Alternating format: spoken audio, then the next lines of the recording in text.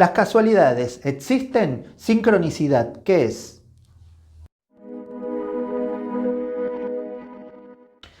Hola, ¿qué tal? Bueno, mi nombre es Alfredo, como siempre Laura detrás de cámara. En este video queremos seguir un poco con esos temas en cuanto al campo cuántico, ¿no? Aquel origen, aquel núcleo, aquel lugar misterioso del que provienen todo tipo de energías, distintos tipos de energía que nosotros llamamos realidad.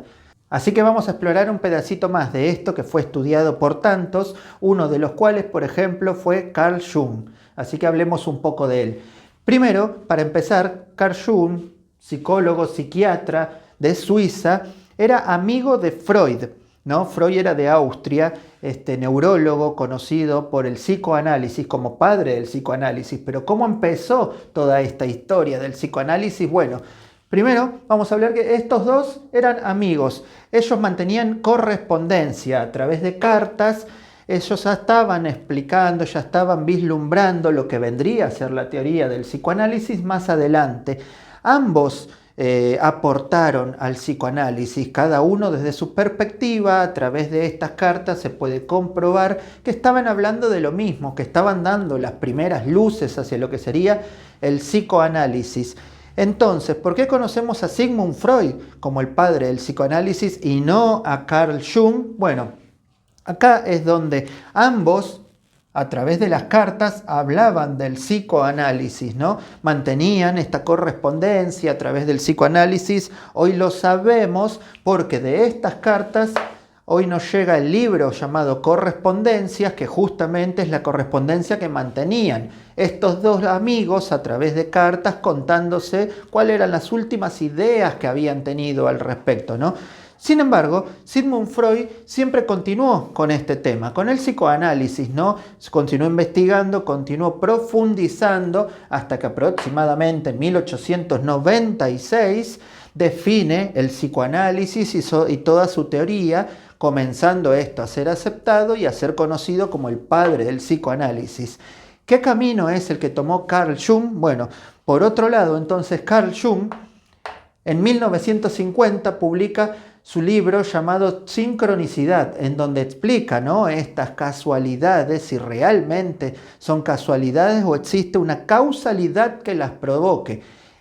Carl Jung, entonces, así se desvió, dejando la posta del psicoanálisis a Sigmund Freud, el padre del psicoanálisis.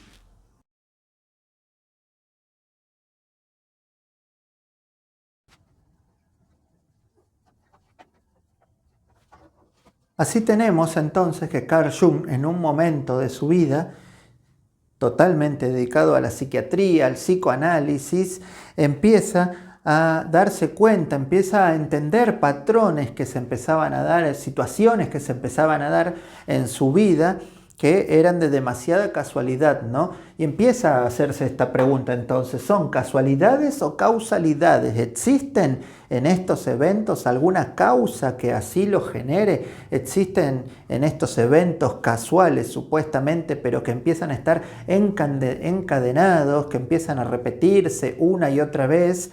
Y a medida que empezó a prestarles atención, se da cuenta que eran cada vez más continuos estos. Por lo tanto, empezó a escribir al respecto, ¿no? En secreto, pero empezó a escribir, a investigar al respecto. Pero él sabía que esto escapaba al método científico, a aquellos pasos a través de los cuales uno tiene que poder comprobar, tiene que hacerse una pregunta, generar una hipótesis. Esta hipótesis tiene que llevarse a cabo a través de experimentos, tiene que publicar los resultados a favor o en contra de esta hipótesis planteada. Y esto sabía que era muy difícil de conseguir en un campo, por un lado tan amplio y por otro tan personal, ¿no? Tan abstracto, algo que no podía ser comprobado, algo que él no podía explicar. Sin embargo, empezó a pensar entonces en las sincronicidades que se daban en cuanto a los comentarios, en cuanto a las sesiones que tenía con sus pacientes. Estos le expresaban distintos tipos de sincronicidades que les iban sucediendo en la vida y él iba uniendo estos patrones, iba viendo un patrón, una uniformidad en cuanto a estas cosas que pasaban y que podían ser más que casualidades, causalidades, encontrarle una causa aparente por la que se den la repetición, la consecución de estas mismas de estos mismos eventos, ¿no? Entonces esto le empezó a llamar la atención, le empezó a extrañar, ¿no? Acá hago un paréntesis diciéndote que nosotros también empezamos a notar en nuestra vida particular ciertas casualidades, ciertas causalidades, ciertas sincronicidades que vamos a comentarte más adelante. En su libro entonces hace la comparación, él imagina compararlo por ejemplo con ir a un museo de ciencias naturales, dice, ¿no? En donde podemos encontrar, estos dibujos es bueno, lo que me salió nomás, ¿no? Hice lo que pude, donde se puede encontrar por ejemplo cuernos de unicornio, podemos encontrar mandrágoras, lo que sería duendes, o podemos encontrar sirenas disecadas. Y por el hecho de estar ahí en un museo, por el hecho de poder observarlos, tener cercanía a ellos, puede existir entre las personas un consensus omnium, lo que quiere decir que hay un consenso general. Todos llegan al consenso de que si lo estamos viendo, si lo estamos experimentando de primera mano, debe de ser real. Algunos no son convencidos por esto, pero queda la duda, ¿no? Nadie exige que saquen estas cosas del museo, ¿no? Del Museo de Ciencias Naturales. Estamos hablando de que son museos de ciencias, de cosas comprobadas, de cosas que pueden pasar por un método científico. Por lo tanto, si ahí encontramos, como dice, ¿no?, cuerpos de duendes, cuerpos de sirenas, cuernos de unicornios, se lleva a cabo este consensus omnium entre las personas. Las personas coinciden en que esto debe ser real o podría llegar a serlo, o hay gran probabilidad de que así sea, ¿no? En cambio, el campo en el que él se estaba metiendo en cuanto a las sincronicidades que se pueden dar en nuestras vidas, son experiencias muy personales que uno puede contarlas con toda la animosidad para que sean creídas. Uno puede estar totalmente convencido de que esto es así, de que esto le pasó, que vivió personalmente esta situación. Sin embargo, queda en el oyente, queda en la otra parte, si creer o no esto, ¿no? Así dice, por ejemplo, que todo lo que está en el museo es porque deja una huella. Puede llegar a un consenso general porque hay una huella, porque hay una prueba de ello. Atrás de una vitrina vemos la sirena embalsamada, por lo tanto llegamos al consenso de que hay algo físico que nos demuestra que esto existe, que no queda solamente en la mente de una persona, en la experiencia personal de una sola persona. En cambio, la sincronicidad, sí, se da una sincronicidad en la vida de él y él cómo puede manifestar esa sincronicidad más allá de solamente el simple comentario y queda en la mente de cada persona si creer o no en esto que él está comentando. Así vamos a ver entonces 4 ejemplos que da en el libro Carl Jung de cómo empezó a relacionar distintos sucesos con esta causalidad, ¿no? Distintos sucesos que deben de tener una causa, motivo por el cual parecen casualidades, pero muy progresivas, una tras otra y demasiado encadenadas, ¿no? Primeramente, entonces, vamos a la historia que cuenta de una paciente. Esta paciente le comenta un sueño. En su sueño a ella le regalan un escarabajo dorado, dice, ¿no? No sabemos de oro o qué, pero lo que dice es que le regalan un escarabajo dorado, que ella lo está mirando, que a ella le llama la atención y que se acuerda vívidamente de este escarabajo dorado. Exactamente en ese momento se empieza a escuchar un golpeteo, empieza a escuchar un sonido, por lo cual Carl Jung mira por la ventana y en la ventana, a espaldas de la paciente, por lo tanto la paciente cuando le contaba esto no podía ver hacia esa ventana, ve que está volando un escarabajo. Entonces el escarabajo está golpeando contra la ventana, motivo por el cual él se acerca a la ventana abre y lo agarra. Al observarlo, este escarabajo, si bien no era totalmente dorado, pero se le dice escarabajo dorado porque era muy parecido a un dorado.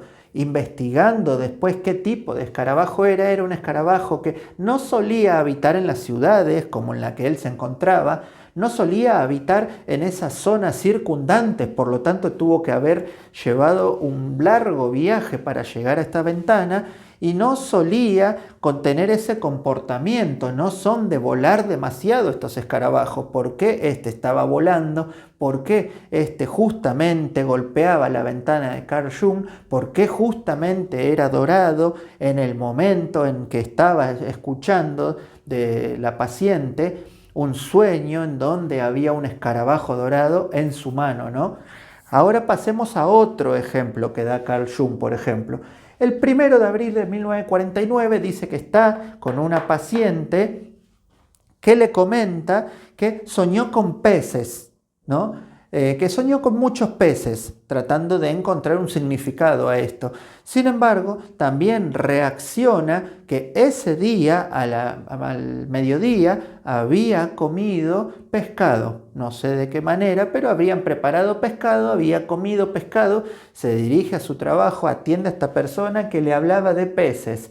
Ese mismo día, al terminar su trabajo, cuando llega la noche, un conocido que estaba en la casa le muestra que su señora había bordado motivos de peces en un mantel. Por lo tanto, se repiten los peces. Al otro día, dice que caminando por la calle, ve un dibujo de muchos peces entrecruzados unos con otros. ¿Qué dice él? ¿Qué probabilidad hay de que sea una casualidad que veamos tanta cantidad de peces en 48 horas? Desde que comió pez hasta que vio un cartel de pez, las situaciones se fueron dando una sobre otra a través del dibujo de un pez, ¿no? Tercer ejemplo que da en el libro, habla de una experiencia que tuvo también una persona que saca una fotografía a su hijo, ¿no? Cuando eran cámaras de Roche. Le saca una fotografía a su hijo en Alemania. Cuando tiene este rollo guardado para revelarlo en algún momento, estalla la guerra mundial, motivo por el cual la ciudad fue bombardeada, además, y bueno, queda olvidado ese rollo en algún lugar ya que toman sus pertenencias más preciadas y huyen a Francia. Luego de la guerra, cuando a esta persona se le soluciona la vida, cuando resuelve de nuevo su vida, cuando tiene una vida normal, vuelve a comprar una cámara fotográfica, vuelve a comprar un rollo en una tienda, lo coloca en la cámara y le saca una foto a su hijo que ya había crecido, ¿no?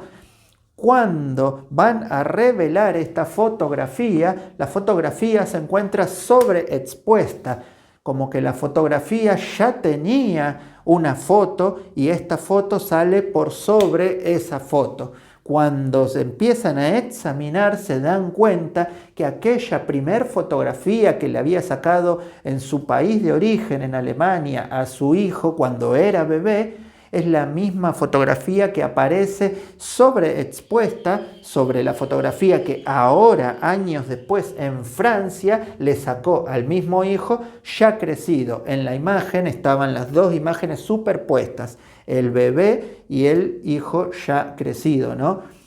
De esta forma, entonces, pasemos a la última, al último ejemplo que da.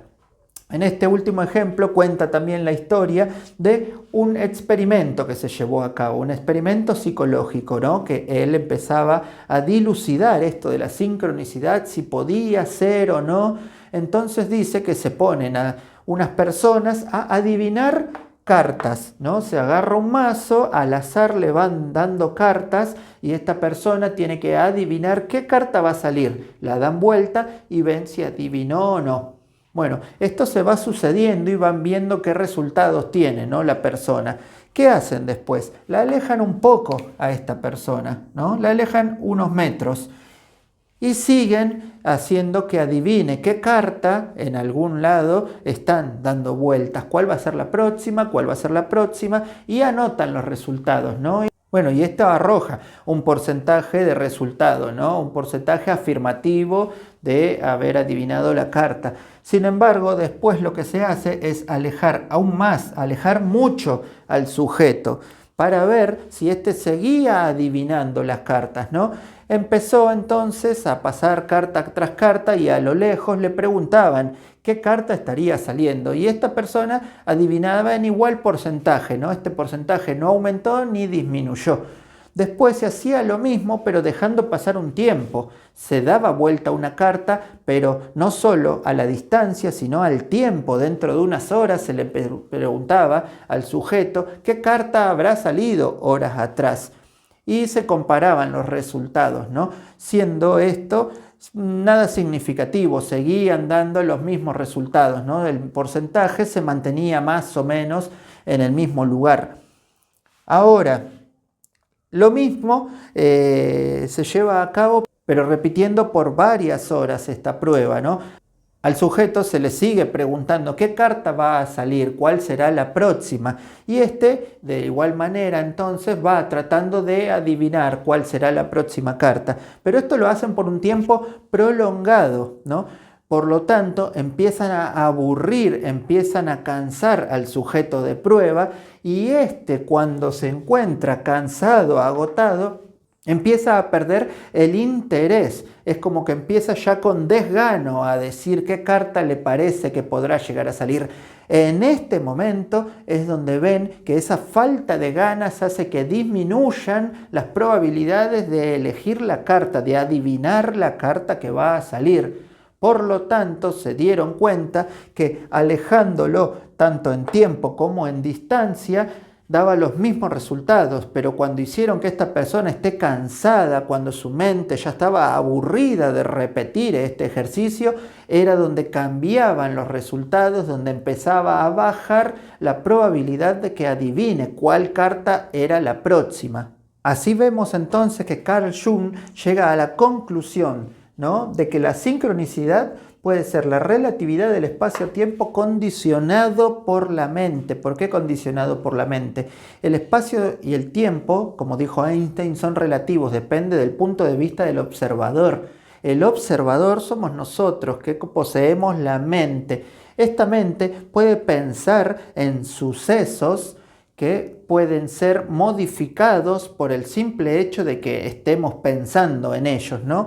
Entonces, la relatividad es un concepto y la mente es otro. La mente es algo abstracto, algo inmaterial, pero que en forma de energía se expresa. La relatividad es algo inmaterial, pero que en forma de espacio y tiempo se expresa. Estos pueden tener alguna especie de relación entre sí, dado que los dos son algún tipo de energía que no conocemos, que no comprendemos, pero que pueden estar relacionados porque tal vez ellos sí forman parte de un mismo campo cuántico, se encuentran en algún lugar de ese campo cuántico en forma de manifestaciones de energía que entre ellos son comprensibles, pero para nosotros, para nuestra realidad, no lo es. Por lo tanto, puede ser que este espacio-tiempo, que esta relatividad esté interactuando de alguna forma con nuestro cerebro, así como puede ser que nuestro cerebro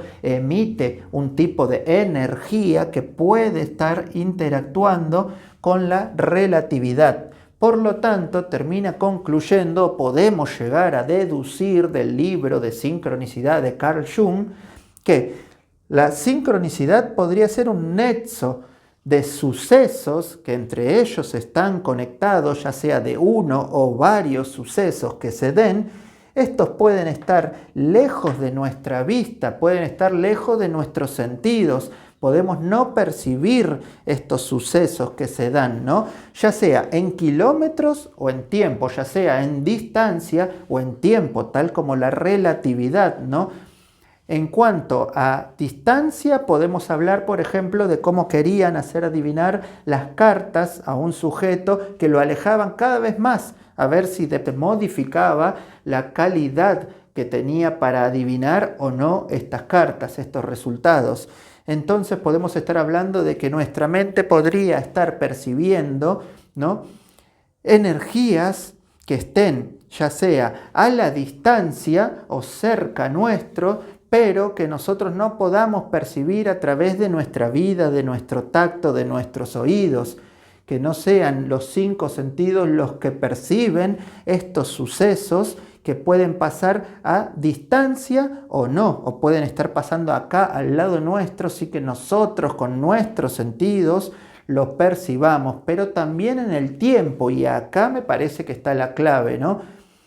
Podemos percibir o nuestro cerebro a través de energías que no comprendemos puede percibir tanto en la distancia espacial como en el tiempo las cosas. Ahora, ¿qué es lo que puede percibir? Aquello que sucedió, aquello que pertenece al pasado que ya se dio, o aquello que aún no sucedió, aquello que está por venir. ¿Y por qué podría percibir? ¿Por qué creo que podría percibir esto? Bueno, pensemos, por ejemplo, en la mecánica cuántica, en la materia, ¿no? En el estado que toma la materia antes de convertirse en realidad, que puede estar como onda o como partícula en el espacio, en la realidad nuestra. No se convirtió en realidad hasta que un observador observa, por ejemplo, un fotón de luz. Este se comporta como partícula, si lo vemos, como onda, si no lo vemos, va cambiando su realidad dependiendo de que nosotros estemos o no observando. ¿Qué es el hecho de observar? Entonces, nuestro cerebro produce energía en forma de pensamiento y este pensamiento es guiado, es direccionado hacia un hecho en particular. Este hecho puede suceder en espacio, al lado mío o lejos mío, y en tiempo, en mi presente, en el pasado o incluso en el futuro. ¿Por qué? Porque estas ondas, por ejemplo, como dijimos, las partículas de luz, ¿no? ¿Tienen una existencia en el espacio? No existen en el espacio. Por eso pueden trasladarse a través de ningún medio que esté ocupando el espacio. No funcionan como un pez que necesita agua para trasladarse a través de él. Por eso antes se creía que existía el éter, que había algo a través de lo cual, por ejemplo, la luz se traslade. Como no respeta el espacio, dado que es algo relativo, no necesita recorrer de punto A a punto B en el espacio, tampoco necesita recorrer el tiempo, tampoco se ve afectado por el tiempo. Por lo tanto, ¿cuánto dura ese haz de luz? Para siempre, porque realmente no se descompone nunca. No es que dure para siempre, puede ser que se descomponga, pero no es afectado por el tiempo, que el tiempo es una dimensión nuestra que nosotros percibimos tal como el espacio. No pertenece a la dimensión que se ve afectada por el espacio, por lo tanto, de punto A a punto B no necesita recorrer un espacio. No se ve afectada por la dimensión del tiempo, por lo tanto no necesita un paso del tiempo, no es eterno por transcurrir en el tiempo de forma efectiva, es eterno porque no se ve afectada por el tiempo, no se ve afectada por esa dimensión que es para nosotros el tiempo, el paso del mismo, ¿no? Por lo tanto, no se ve afectada por estas dimensiones porque pertenece a otra dimensión, por ser energía pura. Nuestros pensamientos, ¿qué son? Energía pura. Por lo tanto, pertenecen a la mecánica cuántica, no a las leyes newtonianas de la física clásica. Tienen comportamientos cuánticos, pueden aparecer de la nada, pueden interactuar ¿con qué? Con la relatividad. Pueden interactuar con el espacio y con el tiempo como les place, porque no son afectados por el espacio y por el tiempo. Por lo tanto, podrían nuestros pensamientos estar no solo percibiendo el presente, el pasado o el futuro. No solo podrían estar percibiendo el futuro, sino que podrían estar interactuando con este. ¿Y qué pasa si interactúan con este? Este se debe dar de alguna forma, este tiene que confluir en, por ejemplo, cuando hablábamos de un fotón, en onda o partícula. Tiene que darse de alguna de las dos formas, tiene que decidirse de alguna de las dos existencias para pasar a formar parte de nuestra realidad. Un pensamiento puede llegar a necesitar confluir en una forma u otra, dependiendo de que nosotros estemos aportándole energía para que esto así suceda. Puede no darse por la energía que le aportamos, por pensar en ello, así como puede darse, puede convertirse en realidad, puede traspasar esta barrera de la irrealidad a la realidad por el hecho de que le estamos aportando energía por pensar en ello, por hacerlo presente en nuestra mente, que es pura energía y que está aportando energía a esa situación, forzándola a que ésta aparezca o desaparezca, que ésta se dé o nunca se dé, que entonces este es mi punto de vista. Y si nuestra mente crea algún tipo de energía que se pone en contacto con otro tipo de energía, con esa fuente, con esa energía cuántica que no conocemos, ese campo cuántico del cual deriva toda la realidad y donde todo es posible porque todavía no se convirtió en realidad.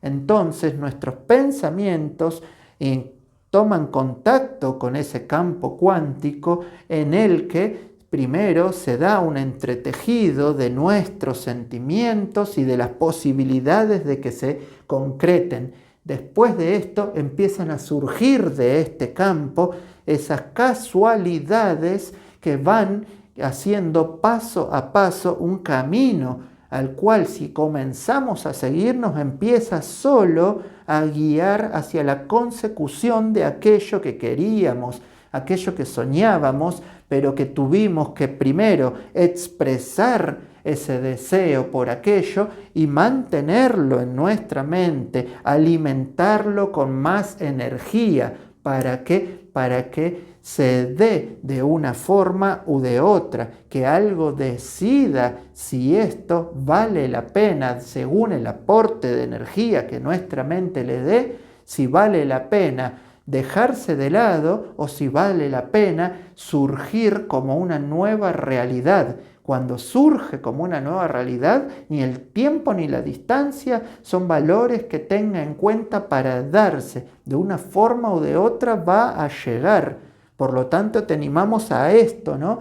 A que entiendas que así como lo dijo Carl Jung, nos pasó tal cual a nosotros. Empezamos a tener sentimientos, estos sentimientos de alguna forma extraña fueron anotados en algún campo de energía y esta energía de alguna forma transforma la realidad y hace surgir de maneras inesperadas aquellas posibilidades de que se cumpla, pero siempre tenemos que estar pendientes de ello, siempre tenemos que estar como en búsqueda, olfateando cuáles son esos cambios, cuáles son esas pequeñas baldosas que van formando el camino hacia lo que nosotros queremos, hacia lo que nosotros deseamos.